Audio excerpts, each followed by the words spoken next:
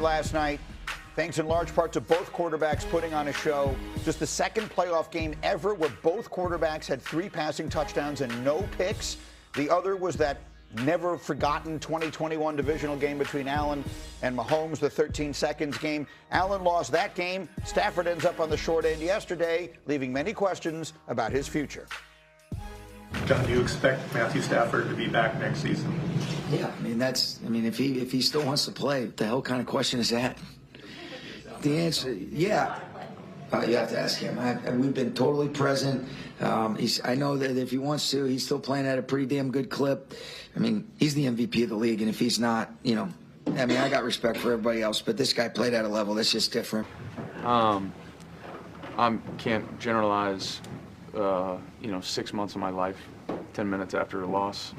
So appreciate the guys in this locker room a whole hell of a lot. Everybody that helped me, and helped our team be as successful as we were this year. And that's all I'll answer for you. What were you just saying, D-Wood?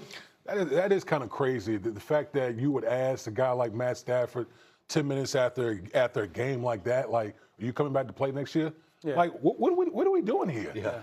That's the thing.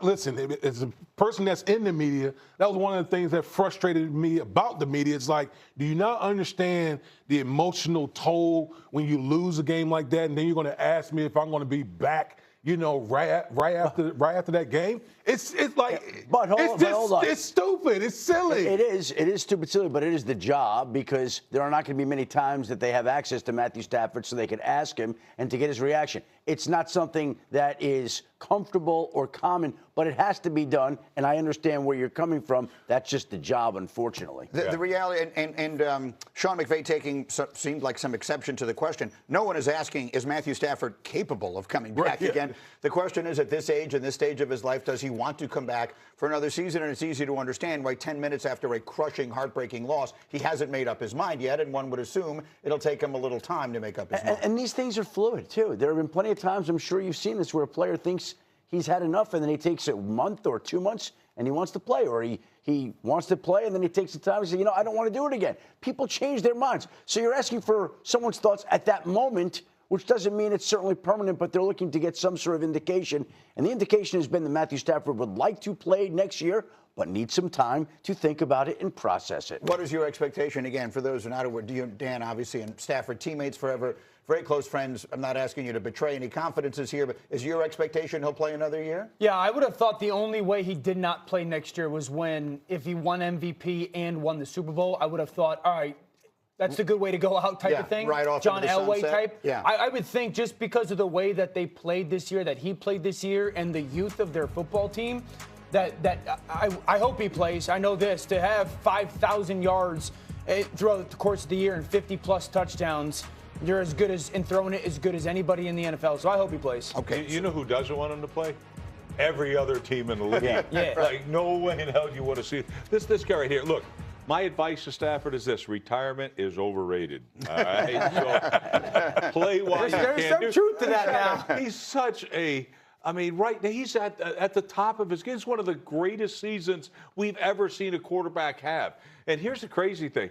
There was rumors that they were trying to trade him in the offseason last year. That came up. It was a mutual type of thing where they were exploring it, and he was exploring it, and they were exploring. And wisely, nothing happened. Yeah. He wasn't traded. And unwisely, the teams that were interested in him didn't get deals done, because Matthew Stafford obviously can play at a high level. But, again, we're talking about him coming back. One of the reasons that he played this year, that he liked playing so much, is his girls are now old enough to see what he's doing, and they're into the football. Next year, they're another year older. Again, he has to take some time, but we would think that that'll be the case. So for Stafford, we'll see what winds up happening. And, again, for those just joining us here, we reiterate, Stafford had a brilliant game last night. The offense was brilliant last night. But for the last few months, and generally speaking, this team was let down by its defense and its special teams. Yeah, absolutely, Grinny. Look, this defense overrated as hell. The last 9 games, they gave up scoring drives on 40% to the opposition. 40%. So this goes back to November. That's when this slide started. Yes. Right about the time we were going to say this guy is the next Don Shula. No, he isn't. And to me, that's part of the problem. You saw communication errors in the back end. Yeah. They've struggled to especially in the deep patrol. So to me, that's who lets them down. Now, can they improve it? Absolutely. But it's got to be fixed by personnel has to get better and maybe something else. This game came down to Chris Shula versus Clint Kubiak. And Clint Kubiak, the offensive coordinator for Seattle, ran circles around him.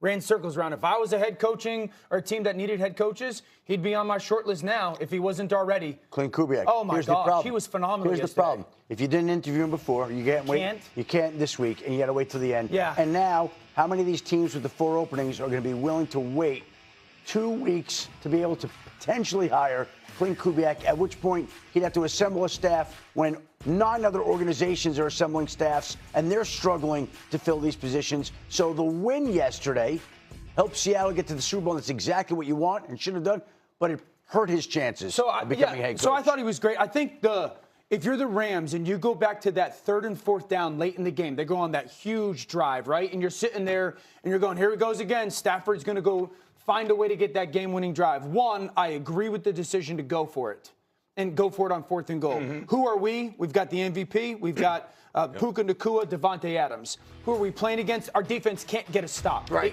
So I think going for it's the right thing. Here's the thing that's my biggest issue with it. The ball never once went to Puka Nacua or Devontae Adams. In that situation, when you get a 3rd down and 4th down on back-to-back, it's players. You got the ball. And I understand defenses do things. The ball has to, at one point, go to one of those 2 guys over the course of those 2 plays. It has to. So you're saying players over plays.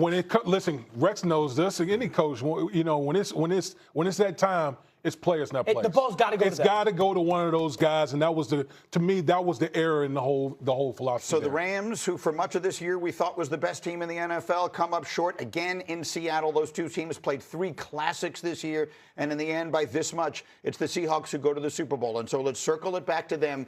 D. Wood, you're very close to the New York Jets. So you obviously were around Sam Darnold when he was drafted, number 3 overall. He was drafted behind Baker Mayfield, ahead of Josh Allen, ahead of Lamar Jackson in what is a legendary quarterback class. And as a starter, and actually Darnold has been to the Super Bowl, pardon me, as a backup with San Francisco, but that's, for the purposes of this conversation, not what's important. He winds up being the first one to get there. Allen hasn't led his team to the Super Bowl. Lamar has not led his team to the Super Bowl. And now Sam Darnold has the Seahawks in the Super Bowl. It's amazing. It truly is amazing. First of all, what a class. What a quarterback class that 2018 class was. But it's just, you know, what this speaks of is that development isn't linear in the National Football League. Here it is. Sam Darnold comes into the league, number 3 overall. I was watching him in training camp. They're like, this dude has all the talent in the world. Didn't have the proper infrastructure around him with the Jets. Then he traveled, then he moves on to the other couple of different stops. Obviously, when he lands in San Francisco, things start to pick up. Then he gets to Minnesota. That's when things start taking off. But just the journey, that's the thing that I appreciate most about what Sam Darnold has accomplished. It's the journey. And think about this. In this same class, and I touched on it on the last show, was Josh Allen. He has to be kicking his butt, knowing the fact that you had control of the AFC East. Josh Allen, the Buffalo Bills, for 5 years, and you have nothing to show for it. Nothing. And now Mike Vrabel comes in year 1 and has taken the Patriots back to the Super Bowl. You don't think that Mike Vrabel and what the Patriots have done played into Sean McDermott not being in Buffalo right now? That, to me, it's just crazy how everything has worked out in this quarterback class. Shefty is nodding his head. That was part of the reason I believe they moved on from Sean McDermott, because not only did they fail to reach the conference championship game in the Super Bowl, but they're watching their division rival that had been a doormat in recent years come in, win the division, get to the conference championship game, now get to a Super Bowl. So how is it that Drake May has gotten to a Super Bowl before Josh Allen? How can that be? Because they gave up 15 points a game in the playoffs. Okay, but it happened. And a lot of things come into it, and this is not meant as necessarily a knock at Sean McDermott, because there's a million reasons why they lost a million games, and not all of them are coaching. But The other team I'm thinking of today, we talk about Minnesota and how they feel now letting go of Sam Darnold. I'm certainly glad Tennessee fired Mike Vrabel, right? Yeah. You sit and think about like decisions to get made. Look? How does that look? And now, in hindsight, how about the job that Mike Vrabel has done getting this team back to the amazing. Super Bowl? Like, this is about as good a coaching job as I've ever seen. And this team's won 17 games. Mm-hmm.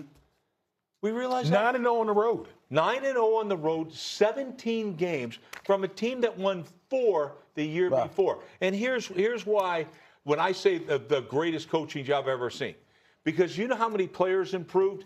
Every single one of them. It's not just about the people you bring in. All right? It wasn't, in which they made some great moves of bringing in players. They're not the difference. It was the guys on their team that improved are the difference, and that's coaching. You said they won 4 games last year. They won 4 games the last 2 years. And if they win the Super Bowl, they'll win as many games this postseason as they won in each of the last 2 years. How many games have Tennessee won since they fired Vrabel? Far fewer. Coming up, it is Mike Vrabel versus Mike.